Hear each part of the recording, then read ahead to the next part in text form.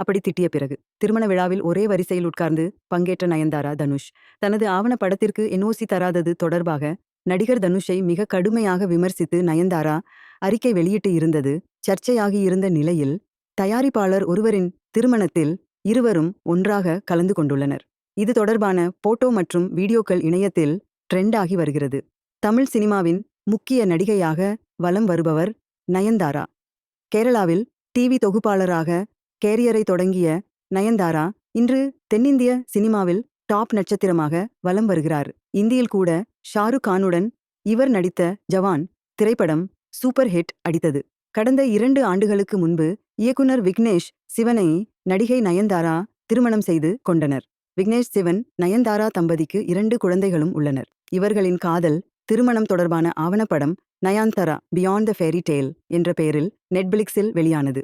இந்த ஆவணப்படம் நயன்தாரா திருமணம் முடிந்த உடனே வெளியாகும் என முதலில் சொல்லப்பட்டது. இருப்பினும் அது வெளியாகவில்லை. அதற்கு பல்வேறு காரணங்கள் சொல்லப்பட்டது. கடந்த சில நாட்களுக்கு முன்பு நயன்தாரா அறிக்கை ஒன்றை வெளியிட்டிருந்தார். அதில் தனது ஆவணப்படத்தில் நானும் ரவுடிதான் படத்தின் காட்சிகளை பயன்படுத்த தனுஷ் அனுமதி தரவில்லை என்று சொல்லி அப்படத்தின் தயாரிப்பாளரான தனுஷை கடுமையாக விமர்சித்து அறிக்கை ஒன்றை நயன்தாரா வெளியிட்டு இருந்தார். அதாவது நானும் ரவுடிதான் படத்தை விக்னேஷ் சிவன் இயக்கி இருந்த நிலையில் அதில கதாநாயகியாக நயன்தாரா நடித்து இருந்தார். அப்போதுதான் இருவருக்கும் இடையே காதல் மலர்ந்தது.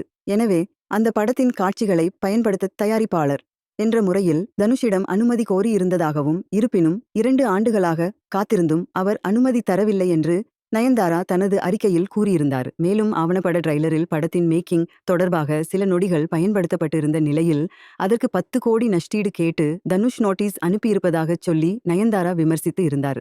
இது தமிழ் சினிமாவில் பெரும் பரபரப்பை கிளப்பியிருந்தது. இந்த சம்பவம் நடந்து சில நாட்கள் மட்டுமே ஆன நிலையில் இப்பொழுது தனுஷ் நயன்தாரா இருவரும் இப்பொழுது தயாரிப்பாளர் ஒருவரின் திருமணத்தில் கலந்து கொண்டுள்ளனர்.